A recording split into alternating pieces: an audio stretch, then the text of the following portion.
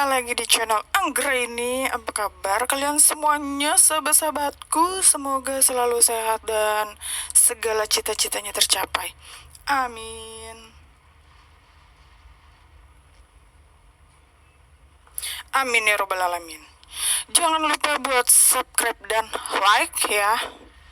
Karena nggak ada yang tahu juga kalian like. Karena nggak ada yang tahu juga kalau kalian like. Aku sambil main game Warzone ya ini. Jangan lupa buat subscribe dan like karena nggak ada yang tahu juga kalian like. Teman, pacar, gebetan, mantan, selingkuhan, semuanya nggak ada yang tahu, gengs. Gitu. Oke, kita lanjut aja seperti biasa. Aku main game sambil cerita kisah nyata tentang percintaan yang berakhir tragis, di mana bukannya dia mendapatkan kebahagiaan, tetapi malah dia mendapatkan penyesalan. Hingga orang yang dia sayang sampai bisa-bisanya gitu tega membunuh dirinya. Tapi sebelum memulai ceritanya kisah ini juga sempat aku alamin, geng. Sempat aku alamin sendiri, tapi ya alhamdulillah Allah masih melindungi aku kan. Ceritanya ketika aku dulu masih di awal kuliah gitu kan. Aku sempat tunangan dengan seorang tentara angkatan darat. Sebut aja namanya Amin ya. Amin ini udah suka sama aku sejak aku kelas 1 SMA. Gitu. Jadi waktu aku kelas 1 SMA, dia itu senior aku. Dia kelas 2-nya dan saat itu dia kan anggota OSIS ya waktu SMA. Jadi selama ospek si Amin itu asik perhatiin aku kan. Jadi dia asik perhatiin aku gitu kan. Dan aku sadar dong, ya jelas sadar lah diperhatiin gitu kan. Singkat cerita kita akrab dan ketika aku kelas 2 SMA dan dia itu kalau aku kelas 2 berarti dia kelas 3-nya ya saat itu. Dia nembak aku. Dia itu pinter banget ya. Pinter banget. Kelasnya juga kelas IPA 1. Dia tuh kelas IPA, guys. Pada saat itu dan cita-citanya menjadi tentara. Emang cita-citanya dari SMA tuh dia mau jadi tentara gitu kan. Dan akhirnya terkabulkan deh. Singkat cerita kita pacaran. Pacaran zaman dulu ya. Dan akhirnya tunangan. Dan yang namanya tentara kan seorang abdi negara ya. Jadi dia harus siap ditugaskan di manapun, di kapanpun gitu kan. Jadi aku sering hilang kontak gitu berhari-hari, bahkan berminggu-minggu. Jadi waktu aku pacaran tuh dia sering ditugasin. Aduh, aku sering hilang kontak dia gitu kan. Itu membuat aku bete gitu ya, alias bad mood. Pasti ya, aku waktu itu aku butuh dia buat curhat dong ya. Namanya juga pacaran buat teman jalan, teman ngobrol, teman curhat gitu kan. Teman cerita. Tapi dia menghilang gitu. Karena tugasnya itu tiba-tiba dan dia kadang-kadang suka menghilang tiba-tiba gitu, gengs. Dan saat itu usiaku juga ya masih belasan tahun lah, baru awal-awal kuliah, paling ya umur 18 kalau nggak salah ya, 18-an gitu. masih muda gitu. Jadi pikiran aku tuh belum dewasa, taunya masih suka emosional dan suka main bareng teman-teman selayaknya remaja gitu pada umumnya gitu kan. Dan saat itulah ada seorang cowok yang sok manis gitu. Dia teman kuliah aku di universitas yang sama dengan aku, tapi beda jurusan ya. Dia ambil sosial budaya. Dia ambil sosial budaya dan aku jurusan psikologi saat itu. Tapi singkat cerita dia tuh asik gombalin aku gitu loh. Aku terus Jadi dia tuh sering asik gombalin aku terus gitu kan. Dan selalu ada dan dan dia tuh selalu ada di sisi aku. Pokoknya orangnya lucu, baik banget pada saat itu. Ini membuat aku dilema ya, antara Amin atau Yuliono. Namanya, iya gengs, namanya dia Yuliono, panggil aja Yulion ya. Aku sebel banget nyebutin namanya, panggil aja Yulion lah ya. Sambil main game ya guys. Yulion kelahiran Jawa Timur dan baru saja ke Jakarta karena kuliahnya itu. Jahatnya Yulion, padahal dia tahu aku udah cerita ke dia kan kalau aku tuh udah tunangan. Aku udah tunangan sama Amin. Tapi Yulon aja panggilannya. Yulon itu selalu Yolo gitu kan. Yulion selalu hampir setiap hari ketemu. Hampir setiap hari aku ketemu Yulion kan. Dia tuh suka mengatakan kalau jadi pasangan tentara itu kamu bakal sering ditinggal gitu, bla bla bla bla bla bla. Pokoknya dia ngejelek-jelekin si Amin lah pada intinya. Dan membandingkannya dengan si Yulion ini nih. Membandingkan dengan dirinya yang nanti kalau lulus bisa kerja di perusahaan atau wira swasta. Jadi setiap hari selalu ada di rumah gitu kan.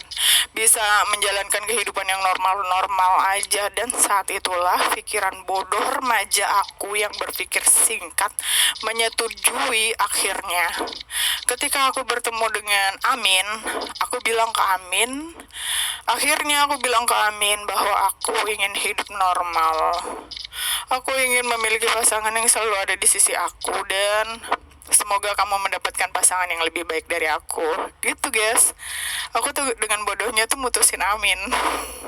Bodoh banget emang waktu remaja ya. Mutusin seorang yang jenjang karirnya tuh bagus.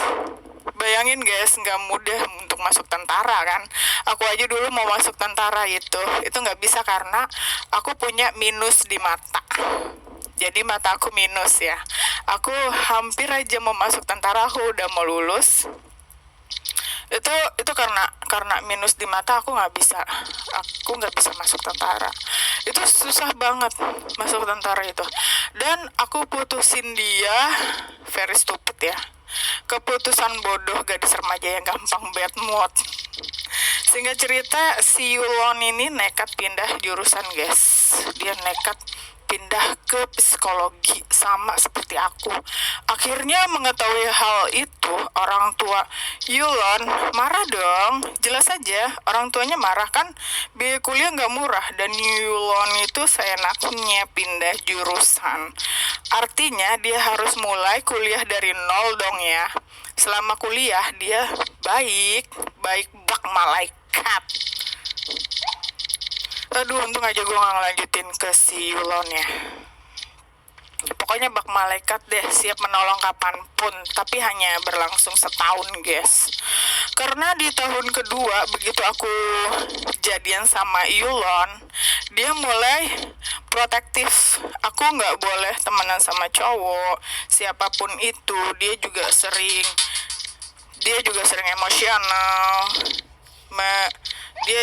emosional. Suka menguasai motor aku dengan alasan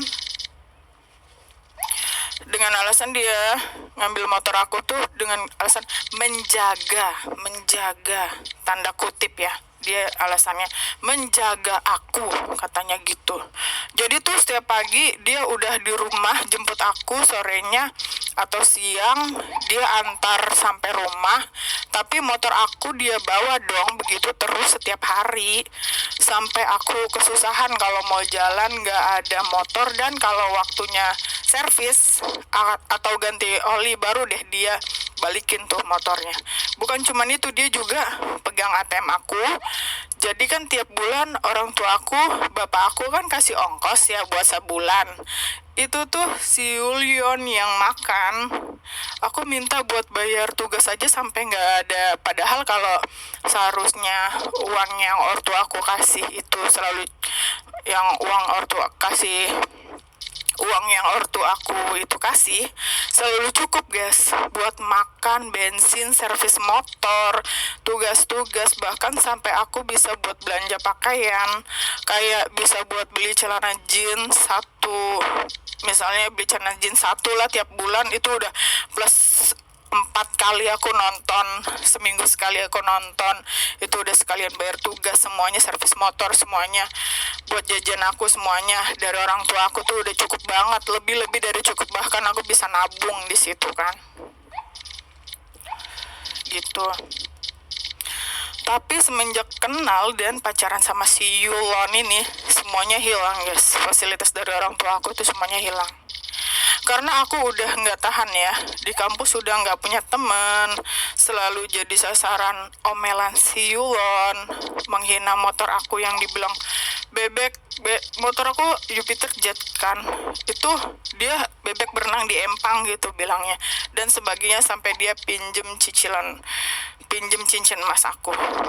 Jadi dia tuh minjem cincin emas aku sampai sekarang belum dibalikin guys, sampai sekarang.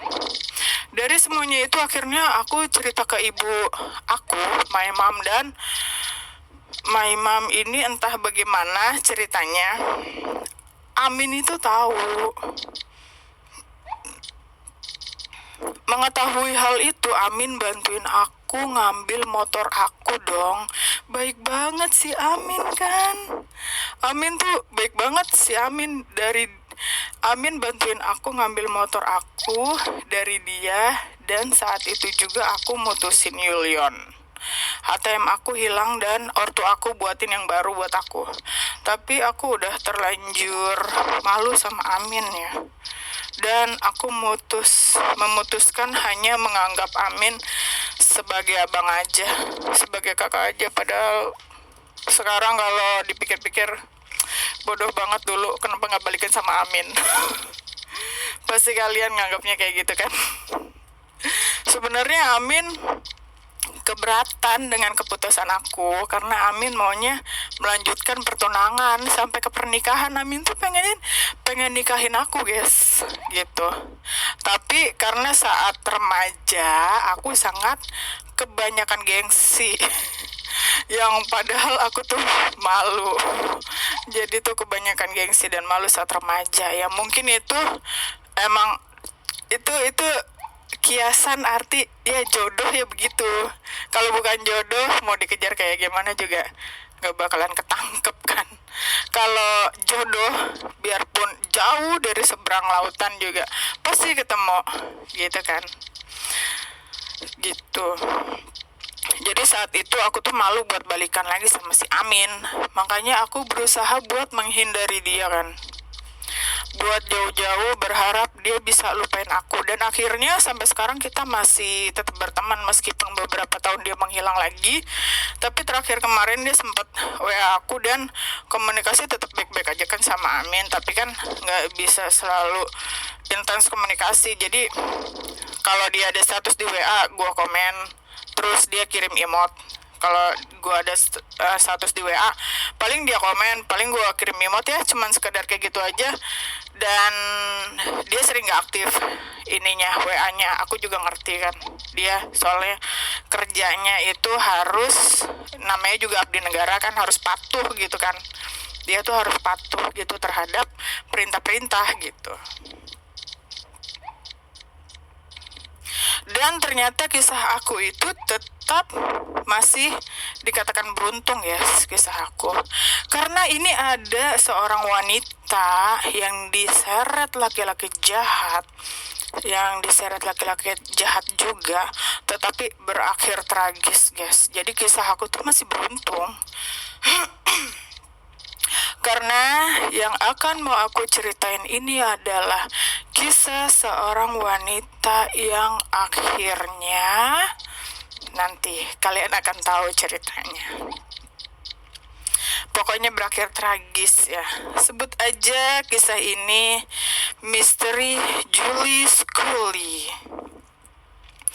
Adalah seorang ibu yang meninggalkan suami yang tajir dan anak yang lucu demi mendekati laki-laki toksik yang 9 tahun lebih muda darinya. Dan seperti yang bisa kalian perkirakan, ini tidak berakhir baik. Julie Scully adalah wanita cantik yang tinggal di Trenton, New Jersey, Amerika. Di tahun 1990-an, dia adalah selebriti lokal. Sebentar gengs, aku konsen dulu main game.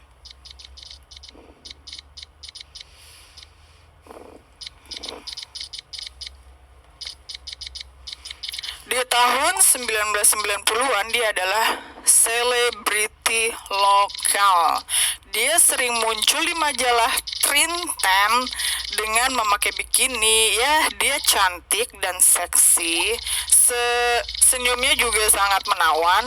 Julie sendiri juga suka dengan perhatian publik gitu loh. Dia suka dikenal di lingkungannya, tapi tampaknya setelah dia menikah dan dia punya anak, statusnya berubah. Sekarang Julie dikenal sebagai seorang istri yang cantik dan ibu yang cantik. Seakan-akan identitasnya dia yang dulu sebagai seorang model majalah itu sudah tidak ada.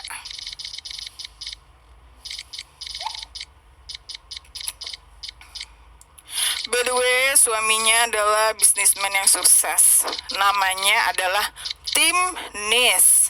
Dan mereka tinggal di komplek yang elit. Nah, beberapa tahun kemudian setelah mereka menikah, akhirnya Julie hamil dun, alias hamil ya guys. Dan anak perempuan mereka lahir. Dan kalau kamu lihat dari luar, Julie itu memiliki segalanya. Dia cantik, seksi, sempurna. Suaminya ganteng, tajir, punya anak perempuan yang sangat lucu, rumahnya besar, mobilnya mewah. Tetapi di dalam lubuk hatinya yang paling dalam, sebenarnya Julie ini menderita. Kenapa? Dimana setelah dia melahirkan, ia menderita postpartum depression gitu, yaitu sebuah gejala yang biasanya dialami oleh ibu yang baru melahirkan, dan biasanya ibu tersebut akan merasa kalau aku nggak bisa menjaga anak aku sangat khawatir, aku bukan ibu yang kompeten, dan sebagainya. Padahal itu enggak benar. Dan Julie ini sendiri, mungkin dia baru melahirkan kan ya, dia merasa insecure gitu dengan badannya. Dia udah nggak merasa seksi lagi, dan tampaknya ini berpengaruh ke pernikahannya. Melihat itu, suaminya yang sangat suportif kepada Julie mengajak Julie untuk naik kapal pesiar, mengelilingi lautan dan kepulauan Caribbean. Ada yang tahu kan film The Pirates of Caribbean yang tentang bajak laut gitu kan? Bagus banget ya kepulauannya, sama lautnya gitu, indah banget, romantis lah. Tahu kan? Bagus banget itu Caribbean kan? Singkat cerita, si Julie setuju, dan akhirnya pada bulan November 1997 mereka sama-sama naik cruise atau kapal pesiar itu. Nah, Julie ini dia happy banget ya. Si Tim juga merasa kalau oke, tampaknya ini berhasil, liburan ini akan bisa memperbaiki hubungan pernikahan kita gitu. Tapi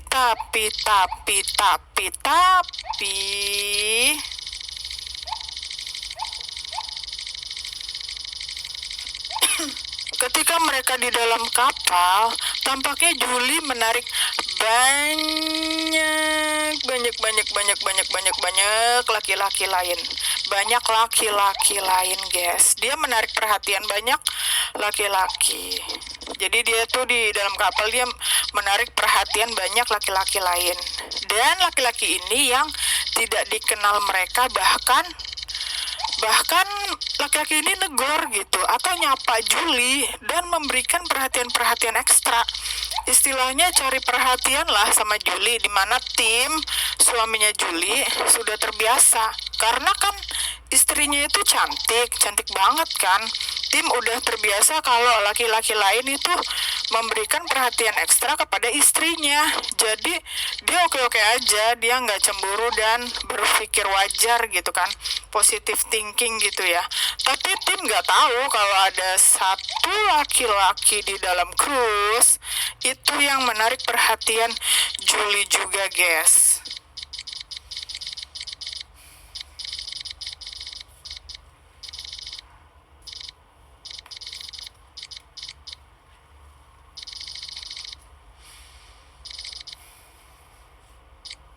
Dia adalah seorang security di cruise bernama George Skiadopoulos.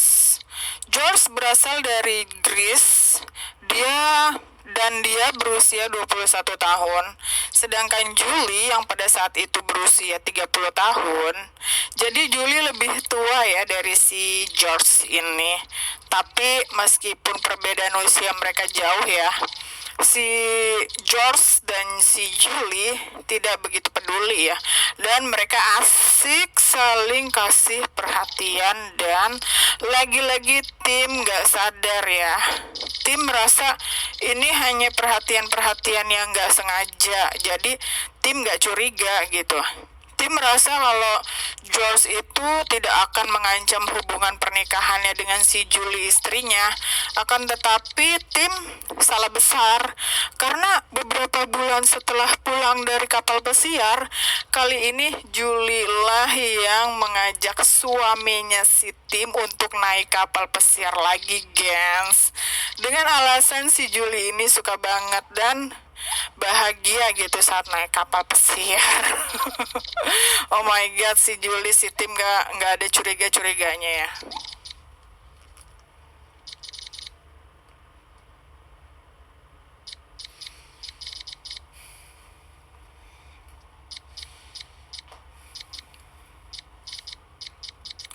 Karena si Tim tidak curiga, akhirnya Tim beli tiket kapal lagi dan mereka pun pergi.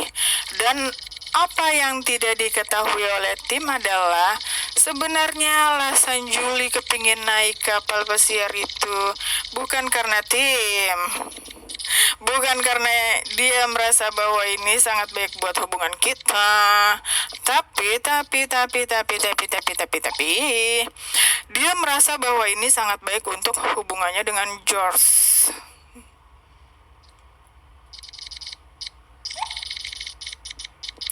Oh my god, ya gengs. Jadi pada saat mereka naik cruise lagi, Julie kembali bertemu dengan George dan mereka mulai saling suka. Ya iyalah ya, kucing garong gitu ya dikasihkan tuna seger, gimana nggak suka. Sorry ya guys ya, habisnya aku gergatan sama si Julie. Bukan pelajaran buat, pokoknya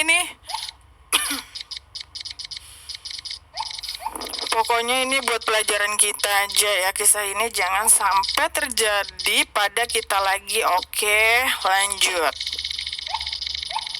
Dan mereka, si Julie dan George, semakin menunjukkan rasa saling suka kepada satu sama lain di dalam cruise itu.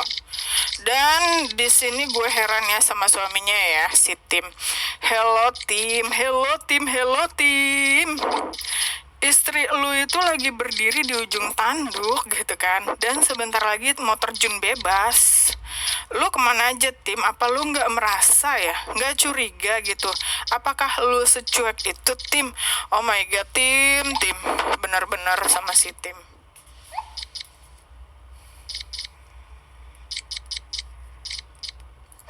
Jadi jalannya slow ya. Oke, lanjut ceritanya.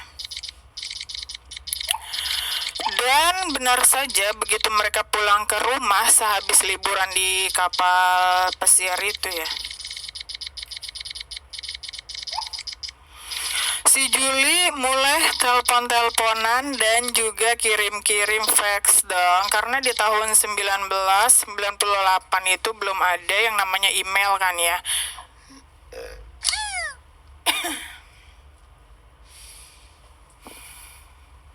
Udah gede-gede isdat ya, nyesek banget. Oke, lanjut ceritanya.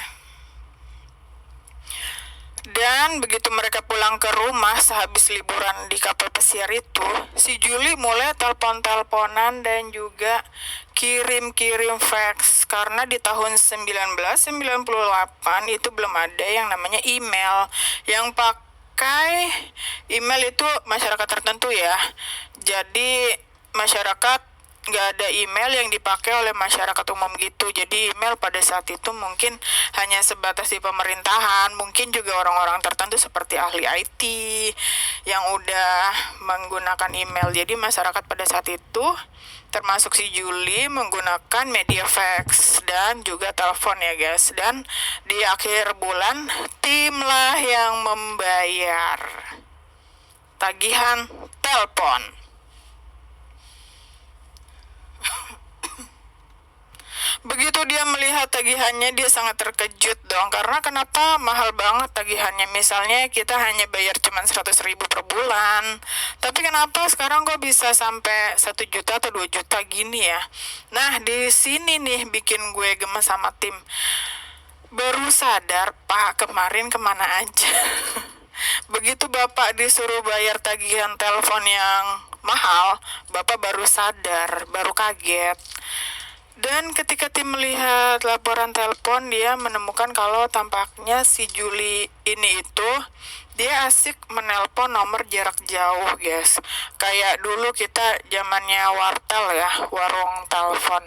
Kalau panggilan internasional kan mahal banget ya dibandingkan lokal. Dan makanya tagihan telepon si tim juga jadi mahal tuh iurannya. Dan biasalah kalau udah kejadian begini kan si tim kayak baru sadar gitu. Dan tim bertanya ke si Juli, kamu itu telepon siapa sih? Dan apa yang kamu rahasiakan dari aku? Dimana pada saat itulah si Juli langsung mengaku gak ada yang ditutup-tutupin lagi. Si Juli belak-belakan ngomong jujur kalau si Juli jatuh cinta sama George, si security yang bekerja di dalam kapal pesiar, dan cinta banget sama dia. Gue suka heran ya kenapa banyak kisah-kisah yang suka gue lihat, dengar, saksikan kalau security itu mampu memikat banyak para nyonya-nyonya bangsawan, nyonya-nyonya pejabat, istri-istri orang kaya gitulah. Apakah pesona security itu sangat menggoda ya buat para wanita itu? Apakah menggoda guys?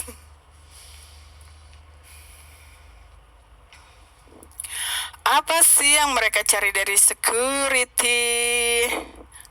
Apakah harta, tahta, kemewahan dari suami-suami mereka itu belum cukup buat mereka bahagia gitu? Menurut kamu gimana guys? Komen ya. Seandainya mereka menginginkan suami yang atletis kan gampang, tinggal ajak aja suami mereka nge-gym, sewa instruktur atau bikin paket makanan sehat. Apapun itu, punya banyak uang kan? Kenapa nggak dimanfaatin? Kalau mau yang instan, wah nggak tahu ya kalau itu. Oke, lanjut ke story. Dan bodohnya si tim, pasrah aja si Juli minta pisah. Akhirnya si Juli langsung mengajukan perceraian kepada suaminya si tim. Tetapi teman-teman si Juli dan keluarganya tidak mensupport hubungannya dengan George karena mereka merasa kalau George itu tidak menjamin secara finansial gitu kan. Ya iyalah, dia kan cuman security. gitu kan ya, beda dengan tim yang pengusaha sukses. Jadi si George bukanlah cowok yang bisa menghidupi Julie selayaknya Julie bersama tim. Lagi pula setelah mereka pacaran, George berhenti bekerja dong dari kapal pesiar. Dia kembali ke Greece Yunani untuk tinggal dengan kedua orang tuanya.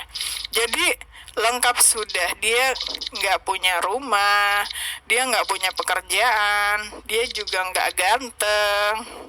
Ya guys, itu adalah perkataan dari keluarganya dan juga teman-temannya.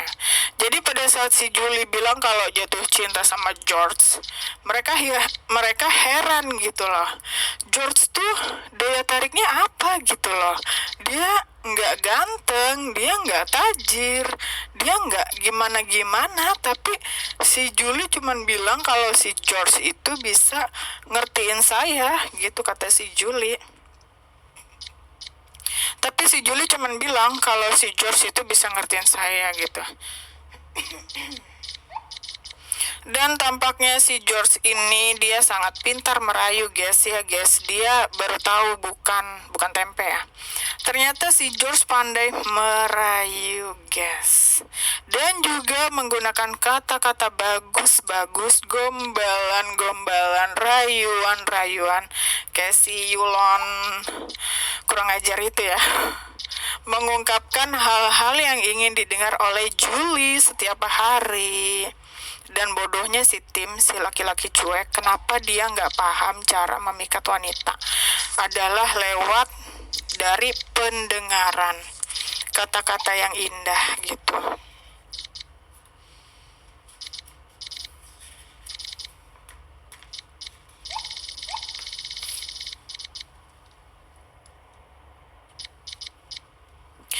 Iya guys, selama ini kan kita hanya taunya bukan tempe. Kalau laki-laki suka akan keindahan, karena daya pikat laki-laki ada di matanya, sedangkan perempuan ada di pendengarannya. Makanya kalau cowok suka lihat yang cantik-cantik, yang indah-indah gitu, kalau cewek suka dengar lagu-lagu yang menyentuh kalbu atau drama-drama gitu kan. Ngaku lu pada. Oke, lanjut ke ceritanya lagi. Teman-teman dan keluarganya pun mau nggak mau membiarkan Julie memutuskan jalan hidupnya. Karena kan Julie udah gede ya, udah 31 tahun, dia udah dewasa. Bagaimana dengan George? Apa yang dia lihat dari Julie? Pastinya yang pertama Julie cantik ya. Julie sangat seksi dan kedua, pastinya Julie punya uang dong. Karena kalau Julie resmi bercerai dengan Tim, Julie akan mendapatkan uang sebanyak 600.000 dolar atau setara dengan 8,4 miliar rupiah, di mana Julie memberitahukan hal itu kepada George dan Julie janji akan bantu George membangun bisnis berupa jasa angkutan taksi-taksi gitu di Yunani.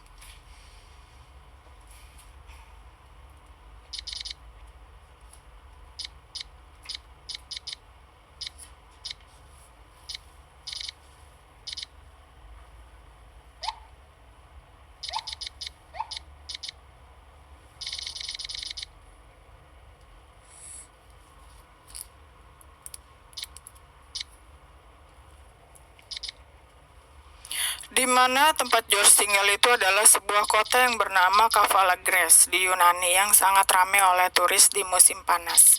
Jadi menurut si Julie dan George, bisnis perusahaan taksi adalah sebuah bisnis yang bisa mendatangkan uang buat mereka. Jelas aja lah ya, George setuju udah dapet cewek cantik dan seksi dan tajir pula. Dan setelah Julie mengurus perceraiannya dan setiap hari berkomunikasi dengan George, dan George mengajak Julie untuk pindah dari New Jersey Amerika ke kota Kavalagrès Yunani Spanyol Eropa untuk tinggal. Oke guys, kayaknya aku bakalan lanjut ini main cacingnya, karena aku ini rekamannya di kantor ya, main gamenya sambil rekaman di kantor. Jadi kemungkinan aku akan melanjutkan rekaman ini. Jadi kita akan lanjutkan ceritanya Julie ya, yang si Julie itu udah terbang ke Greece untuk untuk nemuin si George dari Amerika ke Yunani. Dia sampai bela-belain terbang dari Amerika ke Yunani, guys. Mungkin nanti ini akan berbentuk rekaman ya, jadi nggak bisa langsung live cerita, tapi nggak apa-apa ya, itu tidak mengurangi keseruan kita untuk bercerita ya. Oke, guys, kita lanjut aja. The next, aku akan close aja dulu. Apa gimana ya? Aku akan close aja dulu videonya. Nanti aku akan lanjut videonya ya. The next yang kedua ya. Thank you so much for watching and see you in my next video.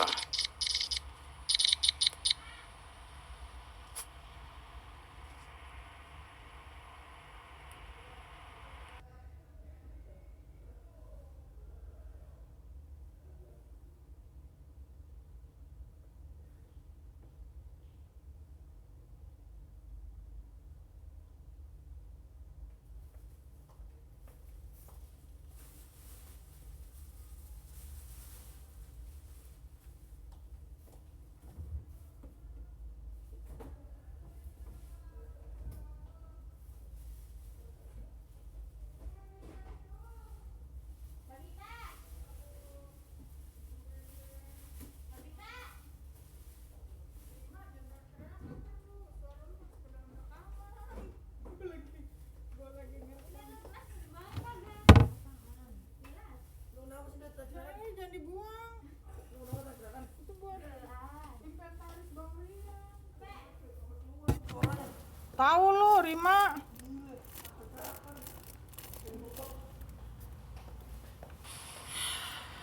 Oke, kita lanjut lagi ya, guys, ceritanya yang tadi. Karena ini jatuhnya udah jadi rekaman ya, karena aku kan di kantor, jadi aku rekam aja permainan game aku ini yang tadi sambil aku lanjutin cerita ke kalian. Jadi nggak bisa live main game sambil cerita, jadi ya udah lanjut aja lah. Oke.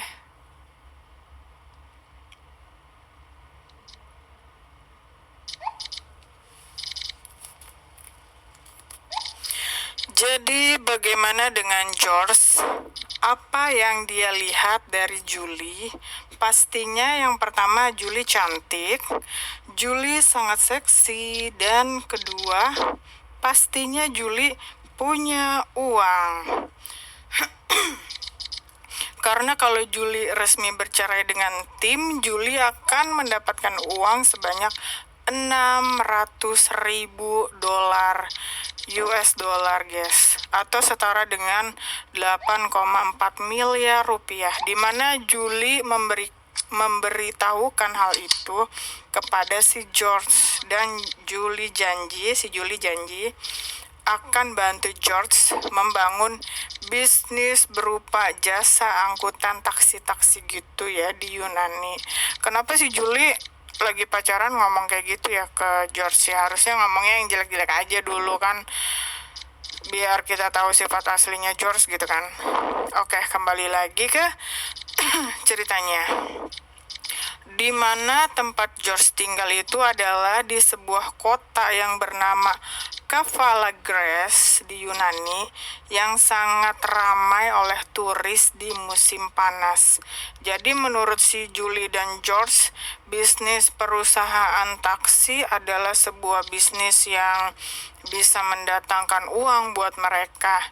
Jelas aja lah ya, George setuju. Udah dapat cewek cantik dan seksi, tajir pula. Dan setelah Julie mengurus perceraiannya dan setiap hari berkomunikasi dengan George, dan George mengajak Julie untuk pindah dari New Jersey, Amerika ke kota Kefalagres, Yunani, Spanyol, Eropa, untuk tinggal dengan George. Akhirnya pada bulan Desember tahun 1998, Julie terbang ke Greece, Yunani, tanpa anak perempuannya. Pada saat itu si George berjanji kepada Julie kalau dia bakal sering-sering izinin Julie untuk terbang ke Amerika menjenguk anaknya Julie. Dan Julie pun senang dan setuju. Julie ya percaya begitu aja ke George.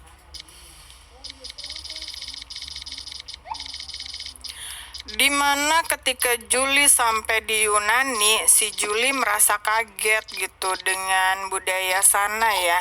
Dan pada saat itu kan Desember, saat musim dingin dan tidak ada banyak turis gitu. Karena di Kavala tersebut populernya itu bulan Juni, Juli, Agustus, populer kan, karena kan itu musim panas ya. Karena ini adalah sebuah tempat yang pantainya cantik, jadi orang-orang khusus gitu datang di musim panas. Tetapi pada saat itu Kavala bersalju, dingin sekali, melebihi dingin di Amerika. Meskipun Desember Amerika turun salju, tapi tidak se ekstrim Eropa gitu loh guys.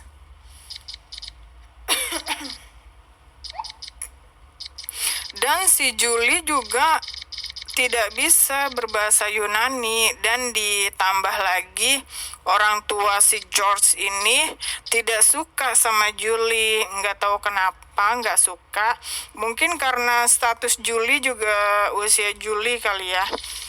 Tapi tetap saja mereka bersikeras, mereka tetap tinggal bersama orang tua George. Dan baru saja Julie sampai sana, udah dijemput George di bandara dan langsung bawa Julie untuk mengurus surat pernikahan mereka. Seakan-akan si George ini nggak sabar ingin nikahin Julie. Julie pun setuju, dan dia kan kelepak-kelepak ya sama si Julie ini kepada George kan. Julie merasa, oh my god, George itu dia tuh serius banget, dia beneran sayang sampai langsung kepingin nikahin gue gitu lah. Tapi sayangnya suatu minggu tapi sayangnya 1 minggu aja mereka tinggal bersama, Julie udah mulai enak dengan si George. Kenapa enggak? Si George ternyata adalah seorang laki-laki yang sangat controlling, sangat mengatur. Dia juga sangat temperamental, sangat emosional. Sedikit-sedikit bahkan marah, sedikit-sedikit bakal marah ke Julie, dimana Julie kaget dan tidak melihat sisi ini pada saat mereka masih di kapal pesiar. Ya iyalah ya, lo kan cuman ketemu di kapal pesiar cuman beberapa hari doang, pastinya dong si George bakal menunjukkan sisi yang terbaik dari dirinya gitu lah. Nah, ditambah lagi apa yang tidak Julie ketahui adalah si George ini dulunya dilaporkan ke polisi karena dia menyerang ayahnya. Dan satu lagi yang paling mengejutkan adalah ketika si George masih sekolah, dia pernah didiagnosa menderita penyakit mental, guys.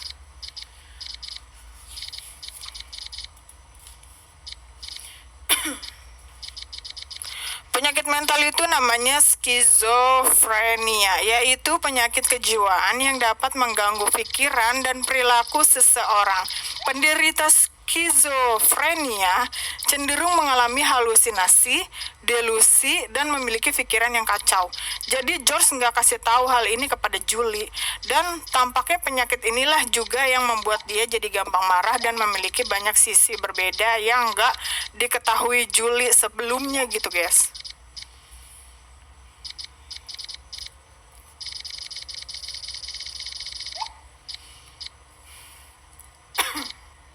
Ini adalah teori teman aku ya. Menurut teman aku kan biasanya orang luar negeri itu kan misal seorang anak udah usia di atas 18 tahun, mereka akan keluar dari rumah dan tinggal sendiri atau tinggal terpisah dari orang tua mereka gitu.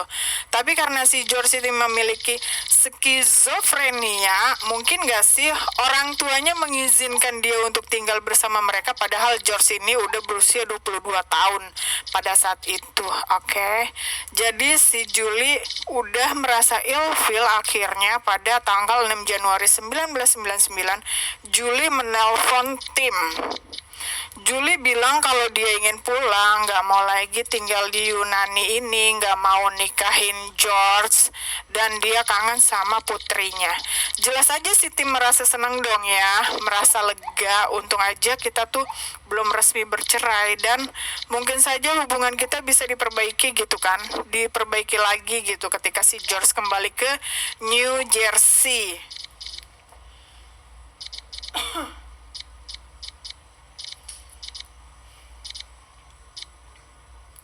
Jelas aja si Tim itu udah excited ya, senang banget dan kasih kabar gembira ke teman-temannya dan keluarganya si Julie.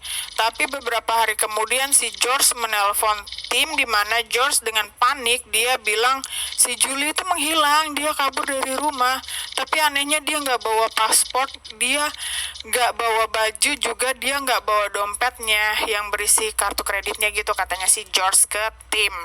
Nah, pada saat itu si Tim merasa nggak enak dong ya, perasaannya sangat-sangat nggak enak gitu. Keluarga Julie juga merasa nggak enak gitu, nggak, perasaan gue kok nggak enak gitu kan. Mereka punya firasat yang buruk-buruk aja, mereka merasa nggak mungkin lah ya si Julie itu terbang keluar dari Yunani atau kabur gitu dari Yunani, dari rumah si George tanpa ambil uang dan juga pasportnya untuk kembali ke New Jersey, di mana mereka langsung menelpon kedutaan embassy Amerika di Yunani. Mereka juga melaporkan hilangnya Julie kepada kepolisian di Kavala Yunani gitu guys.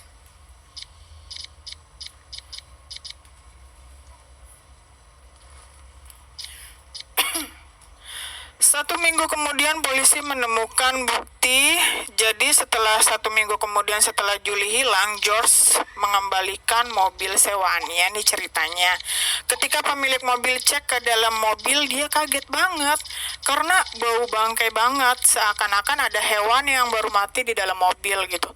Polisi pun dipanggil, polisi lalu ngecek isi mobil dan terkejut karena pertama mobil itu emang bau bangkai ya. Kedua, di dalam mobil mereka menemukan bekas darah gitu guys ya guys. Begitu polisi menemukan itu, mereka langsung mengamati gerak-gerik George. Dan 16 hari setelah Julie menghilang, polisi langsung menangkap George karena polisi yakin kalau George adalah orang yang menyebabkan si Julie menghilang. Benar saja, beberapa jam setelah diinterogasi, George mengaku. Menurut George, inilah kronologinya. Pada tanggal 8 Januari 1999, si George dan Julie menaiki mobil untuk mengambil surat pernikahan mereka. Jadi surat itu udah siap ya, dimana setelah mereka ngambil, si Julie mengaku pada George kalau Julie tidak mau menikah lagi alias tidak mau melanjutkan rencana pernikahannya.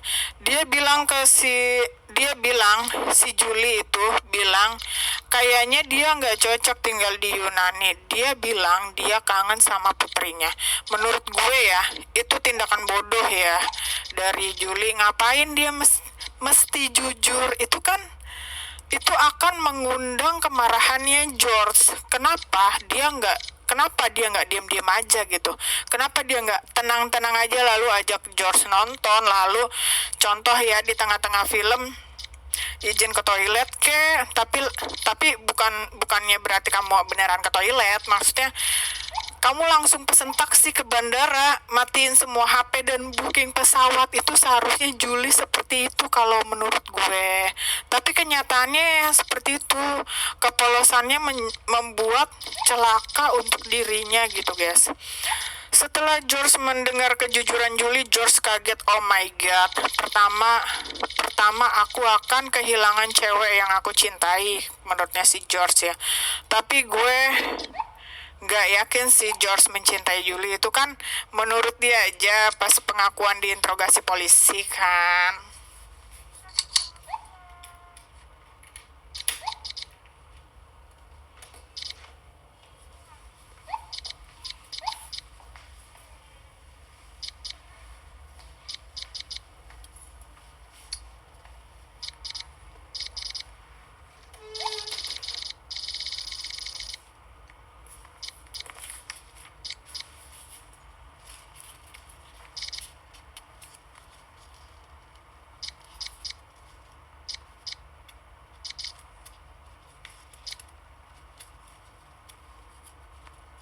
Sebentar guys, gue lagi konsentrasi sama game gue dulu ya, bentar.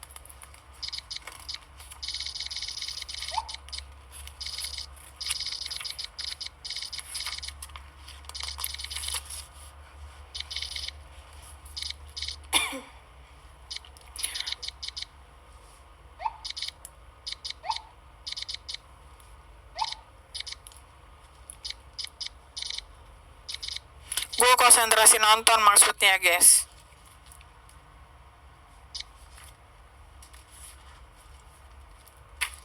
Oke, lanjut ceritanya. Tapi mungkin juga George suka sama si Julie. Secara Julie kan cantik, seksi kan guys. Dan kedua, George bakal kehilangan modal bisnisnya, yaitu 600.000 US dollar atau 4,8 miliar rupiah uangnya Julie. George langsung terkejut dong dan juga panik. Dia langsung mencekik Julie hingga Julie meninggal. Setelah itu, George mencoba untuk membuang atau melenyapkan tubuh Julie, di mana dia mengendarai mobil sewaan tersebut ke pom bensin yang sepi. Dan oh my god guys, ini tuh serem banget. Kalau kamu lagi makan, mendingan kamu skip 30 detik setelahnya. Tapi kalau kamu berani, nggak apa-apa, kamu dengar cerita lengkap yang menyeramkan ini. Dan lanjut ceritanya ya.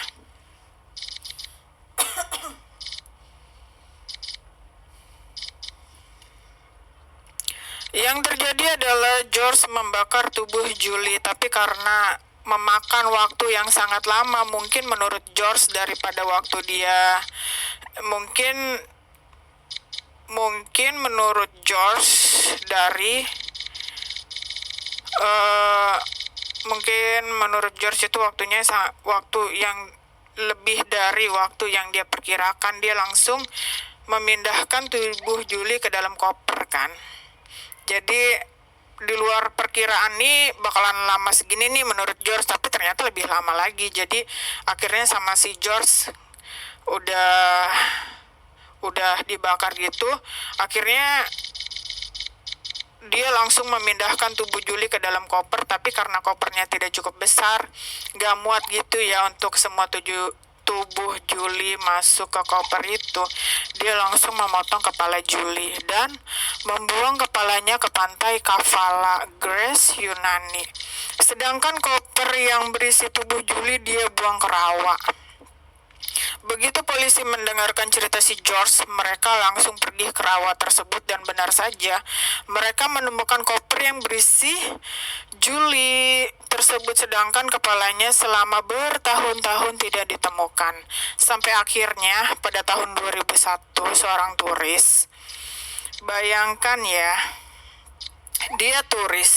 bayangkan ya dia turis itu lagi asik-asik santuy di pantai, lagi asik-asik santai di pantai guys. Tiba-tiba dia menemukan sebuah tengkorak manusia, dan ketika dia melaporkan penemuannya itu, polisi yakin kalau itu adalah tengkoraknya Julie. Ya guys, jadi ya tragis banget, dan di pengadilan dengan cepat George dinyatakan bersalah dan diberikan hukuman penjara sampai dia meninggal. Kenapa si George nggak dikasih hukuman mati aja? Mungkin ngasih waktu buat dia tobat gitu kali ya. Tapi gimana caranya ya George meminta untuk diadili ulang? Tapi gimana caranya ya George meminta untuk diadili ulang, dan kali ini guys, pengacara George menggunakan alasan kalau George itu punya penyakit mental, skizofrenia. Skizofrenia yang tadi kan. Jadi nggak sadar ketika melenyapkan Julie gitu.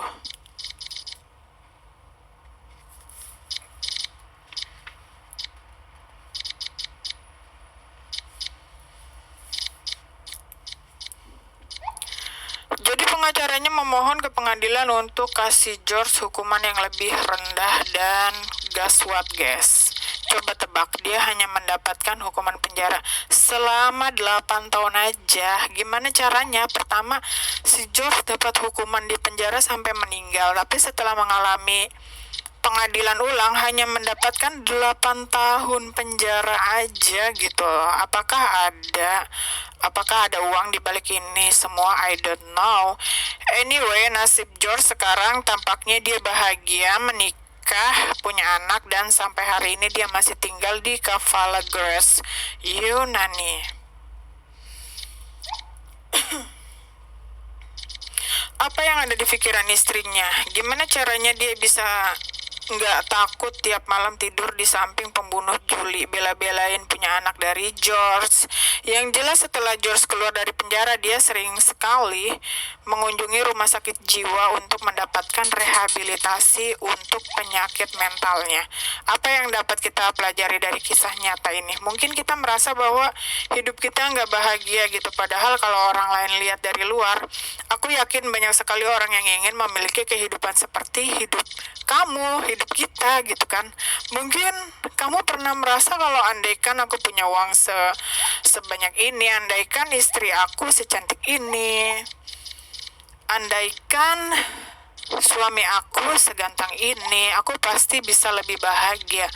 Andaikan aku punya anak sepasang cewek cowok. Andaikan aku tinggal di rumah yang mewah, yang besar seperti ini. Andaikan aku bisa beli barang-barang barang-barang ini, mungkin hidup aku akan sempurna, sama seperti Julie ya. Dia merasa kalau andaikan aku bisa nikah sama George pasti hidup aku akan lebih bahagia. Padahal Julie punya suami yang sangat sayang sama dia, yang bela-belain beli tiket kapal pesiar supaya bisa memperbaiki hubungan pernikahannya mereka, dan juga memiliki putri yang pastinya sangat sayang sama Julie kan, dan juga memiliki teman-teman dan keluarga yang sangat sayang kepada dia, di mana begitu mereka tahu kalau Julie itu menghilang, mereka langsung menelpon Embassy Amerika di Yunani.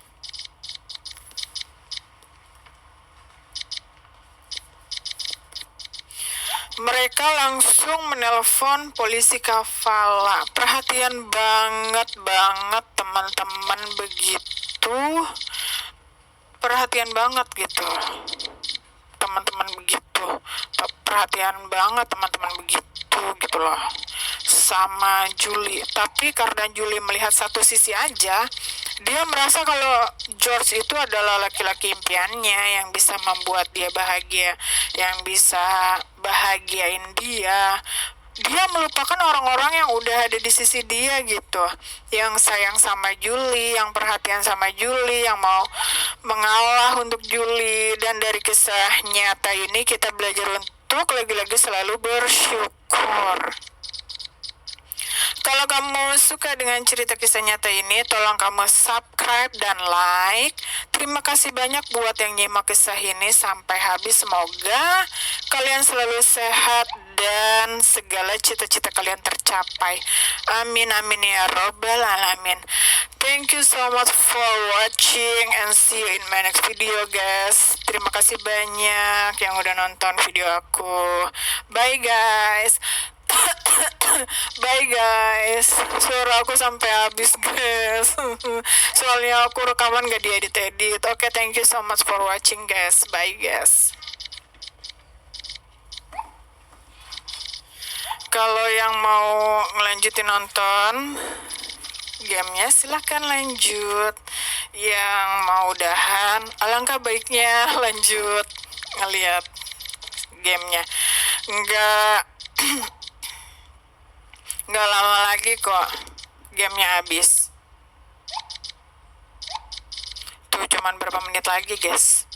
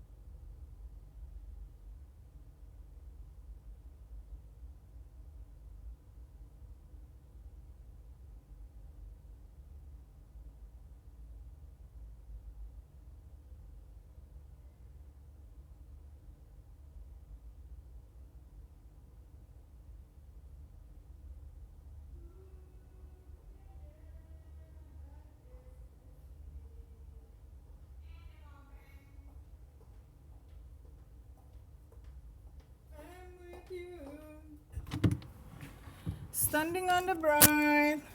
Okay guys, thank you for watching and see you in my next video. Bye guys.